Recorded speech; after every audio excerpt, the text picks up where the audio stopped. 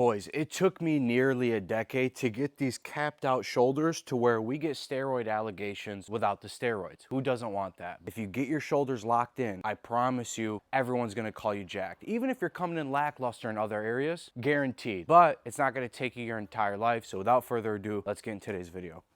And we're gonna do so by focusing on the middle part of the deltoid. It's gonna be by far the most important part in having those aesthetic looking shoulders. If you wanna have that superhero physique, this is gonna get the job done. But like I said, we're not going to take away your entire life, because for me personally, I've always wanted to be that elite level of physique, but I also didn't want it to be my entire personality or my entire life. So the framework I'm about to share with you is basically gonna expedite that to where it's a lot easier just to focus on the needle moving exercises. Let's get to it.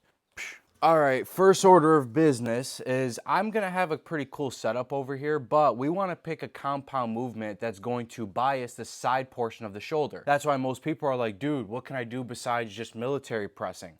Behind the neck pressing. Now on this page, I've already shown a couple times where I do standing behind the neck, and I really love that variation, but I also understand that some people may not like that variation. So this is another one that I came up with because I kind of have to get creative. I don't have an abundance of equipment, and I've always been that way, where it's like I just understand what is effective, and the way you set it up doesn't matter as much as people think. It's just kind of more geared towards what works for you. So what I do is I have this bench, I kind of set it up on a slight incline this way, and it's on the Smith machine, as you can tell. Then I kind of just get my fingers locked in, unload it, and just like a regular behind the neck press, the difference is you don't want to be an idiot and go too far down low. But what's nice about the Smith machines, it will stop at the baseline of your neck. And your job is just to keep your elbows tucked in. Don't flare out.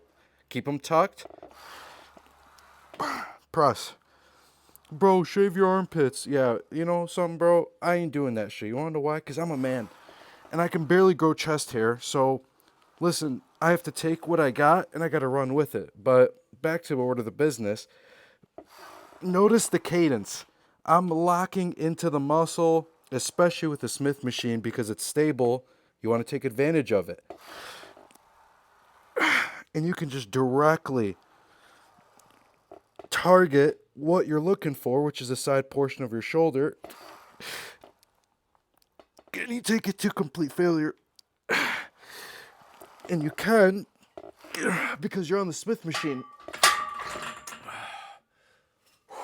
And that's the first part. You want to pick something like the behind the neck press that you can progress in, one that you can increase the weight on. Obviously, there's some people that are uncomfortable with it. Be smart. Start light and progress, just like the first time you bench pressed, right? You can hurt yourself if you go too heavy the first time. Doesn't mean it's an awful exercise, it's dangerous. Depends on how you use it. But on the back end, we're gonna pick an isolation exercise to take to complete failure, superset time. I'm gonna go with Lou raises on this one because I kind of just did a Smith machine where I'm seated. It's really, really stable. I don't like being stiff. So what I like to do with that is I like to counteract that. You know what I mean? Obviously you can just do regular side lateral raises on the cable machine. Doesn't matter, but I like the contrast here.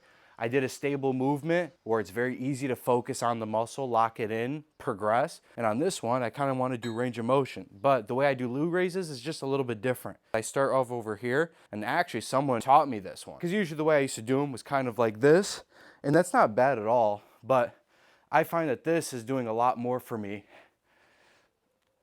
than the earlier. And the reason why I pick this type of framework is because we're biasing the same exact portion of the muscle back to back. And people always ask me about mobility stuff, and this is what I mean. You can inject, oh, actually it's probably the wrong word. I'm purposely starting to do it just because people get pissed, but I don't mind it. Okay. You want to integrate mobility into a muscle building, strength building routine. And this is exactly what this is doing. I don't just have like a random mobility. I'm gonna go to the other side just because I'll give you guys a little something, you know what I'm saying? But I like to integrate mobility into a routine like this, because let's be real, it's like doing abs at the end of a lift. It's extremely difficult to do. And that's why none of you guys are doing any accessory work, is because you have too many things. Oh, I'll throw this at the end. I'll throw forearms at the end. I'll throw neck in at the end. It's just not realistic. So you have to integrate it to where you have minimal accessory stuff to work on. And this is how I'm able to do it. Now, of course, I could easily pretend that these are dumbbells, okay? Because I don't feel like grabbing them. Oh, shit, all right, I'll grab them. I could easily just grab dumbbells and come out for side lateral raises. Those are absolutely fine. But like I said, now you know why I do it that way, is because I almost look at it as contrast. It's the best way to do it, because I'm building muscle through that process of increasing my shoulder mobility, especially with range of motion all the way up. It's not something a lot of weightlifters can do. A lot of them are strong, but within a certain range of motion. That's not fruitful to me. That sounds absolutely awful, right? Of course, and I know I said in the beginning, you want to have a superhero physique, but you also want to operate like one too. You want to feel like one. You want to move like one. It feels good. You don't want to just look jacked. You want to feel jacked. And then from there, it's about taking what we have built inside the gym or in your training, however, and applying it to your real life. A lot of people out here are just stacking up on health, and they never spend it. And it becomes a game of how can I keep on stacking health, and then their health eventually abuses them. And it's because they're using it as a comforting thing. It's the only thing that they feel like they've done, and in their head they bled for it, because being healthy is not an easy thing to do in today's world. And it's enough to rest on your laurels in your own head, but you know when you're capable of more, and that's on you, right? But that's what Crusadia will aim to solve. That's what we're here to do. It's about holding each other accountable and raising the standard, and not allowing anybody else to go below that standard. And Crusadia is coming June 22nd. I keep saying it over and over again, because trust me, what we're building here is not something you've seen in the internet world. Everyone's pretty copy and paste, and if you're new to this page, I guarantee if you go through a couple videos, you'll know right away, we ain't copy and pasters here, right? It's about being your own individual, but within a clan of people.